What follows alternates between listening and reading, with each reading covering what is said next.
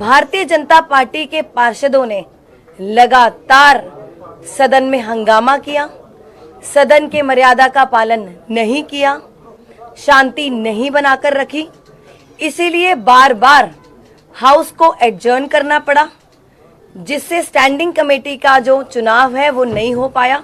बहुत ही दुर्भाग्यपूर्ण है, बहुत ही शर्मनाक है जो भारतीय जनता पार्टी के पार्षदों द्वारा हंगामा हुआ, तोड़ फोड़ हुई, पार्षदों पर हमला हुआ, मुझ पर हमला हुआ, पोडियम को तोड़ा गया, बैलेट बॉक्स को उठाकर फेंका गया और कब्जे में लेने की कोशिश की गई, साथ ही बैलेट पेपर की जो बुकलेट है उसको फाड़ा गया। तो बहुत ही दुर्भाग्यपूर्ण है कि आज फिर वही सब हुआ जो कल शाम से लेकर पूरी रात तक से लेकर अभी तक जद्दोजहद हमारी चलती रही कि सुप्रीम कोर्ट के पालन का हम आदेश का पालन करें और साथ ही सारे चुनाव करवाएं, और उस आदेश को पालन नहीं हो पाया। भारतीय जनता पार्टी के पार्षदों ने बार बार वेल में आकर हंगामा किया, स्टेज पर चढ़ने की कोशिश की और इसीलिए चुनाव टला। पूरी रात हम इस जद्दोजहद में रहे कि चुनाव हो और 13 बार सदन को स्थगित किया गया। आज फिर वही सब हुआ जो भारतीय जनता पार्टी पिछले 2.5 महीने से सदन को असंवैधानिक तरीके से और गैर कानूनी तरीके से चलाने की कोशिश कर रही थी।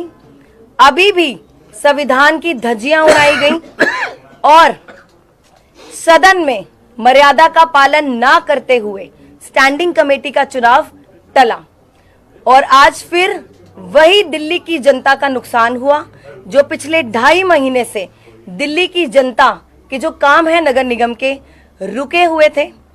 इस वजह से अब फिर से दिल्ली की जनता का नुकसान होगा। हंगामे की वजह से, तोड़फोड़ की वजह से, और पार्षद जिनके मैं नाम भी आपको बताना चाहूंगी, रेखा गुप्ता जी जिन्होंने पोडियम को तोड़ा, अमित नागपाल जी जिन्होंने बैलेट बॉक्स को उठाकर फेंका और अपने कब्जे में लेने की कोशिश की, साथ ही जो बैलेट पेपर की बुकलेट है उसको फाड़ा। तो इन सब पर भी हम अगले सदन में जब हमारी बैठक होगी उस पर हम विचार करेंगे। और आज अभी थोड़ी देर पहले हमने सदन को कल सुबह तक 10 बजे तक स्थगित कर दिया। धन्यवाद। आप लोगों का कोई प्रश्न? ये सवाल लगातार सामने से आ रहा है कि आपने 47 वोटों में मोबाइल फोन्स का इस्तेमाल करने दिया, सीक्रेसी और बैलेट का वायलेशन हुआ, और अगर आप थी तो फिर मोबाइल फोन्स पे बैन दोबारा क्यों किया आपने? ये उनकी तरफ जी देखिए, किसी भी एक्ट में कहीं भी नहीं लिखा गया कि मोबाइल फोन वोटिंग में बैन होते हैं, बेशर्ते वो साइलेंट होने चाहिए। तो रोका, कोई रिस्ट्रिक्शन नहीं लगाई गई थी और आप साफ साफ फुटेज में देख सकते हैं। मैंने कहा था आप अपने विवेक के हिसाब से मोबाइल फोन ले जाना चाहते हैं तो ले जा सकते हैं, नहीं ले जाना सकते तो नहीं ले जा सकते। उन्होंने बेफालतू में इसका मुद्दा उठाया। अदरवाइज हमने अपने वकीलों से भी सलाह ली, उनको कंसल्ट किया। कहीं भी ऐसा प्रावधान नहीं है कि मोबाइल फोन वोटिंग के दौरान नहीं अंदर ले जाए जा सकते। ये अब मतलब बिल्कुल शुरू से चुनाव कराने की प्रक्रिया को क्यों नहीं माना जा रहा, उसके पीछे क्या टेक्निकल कारण है, अगर वो समझा सकते हैं?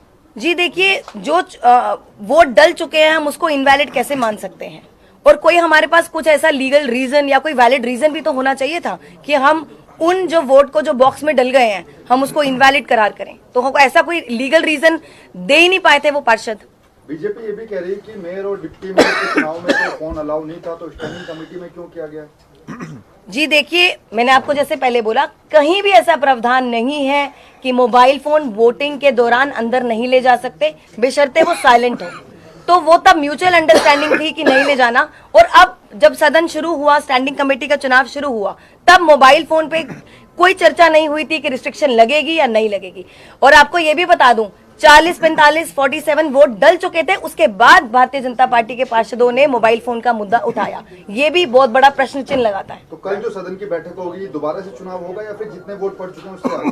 जी देखिए, जितने वोट डल चुके हैं हमारी पूरी कोशिश रहेगी वहीं से उसके आगे से वोटिंग शुरू होगी। मैम लगातार, क्योंकि कल से आप लोग यही बात कह रहे हैं कि जितने वोट डल चुके हैं उसके आगे से वोटिंग हुआ। आपने 6-7 बार हाउस भी अच्छा 13 बार है। अगर कल भी यही स्थिति बनी रहती है, क्योंकि बीजेपी दे आर सेइंग कि हमें स्क्रैच से शुरू करना है, 0 से आप 1 से शुरू करिए दोबारा। देखिए, भारतीय जनता पार्टी के पार्षदों के पास कोई लॉजिकल रीजन नहीं हुआ, कभी भी कोई वैलिड रीजन नहीं रहा अभी तक।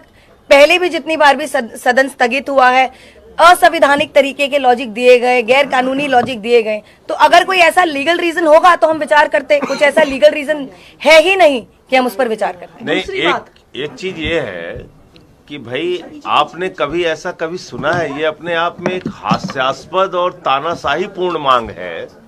कहीं किसी बूथ पे वोट पड़ रहा हो और अचानक 100 लोग आए और वहां नारा लगाने लगे, कहने लगे कि साहब ये वोट जो अब तक पड़े इसको कैंसिल मानो और फिर से वोट कराओ। ऐसा कभी सुना है? मतलब ये क्या एक तानाशाही और गुंडागर्दी का आचरण है भाई। जिन लोगों ने वोट डाल दिया अपना, उसमें बीजेपी के भी लोग हैं, उसमें आम आदमी पार्टी के लोग भी हैं, उन्होंने अपना वोट डाल दिया ना, उनके वोट दोबारा कराया जाए, इसके कारण क्या है, क्या वजह है उसकी? अभी आपको मेयर साहिबा ने बताया कि भाई जो एक्ट है उसमें भी कहीं मोबाइल पर रोक नहीं है कि मोबाइल नहीं ले जा सकते।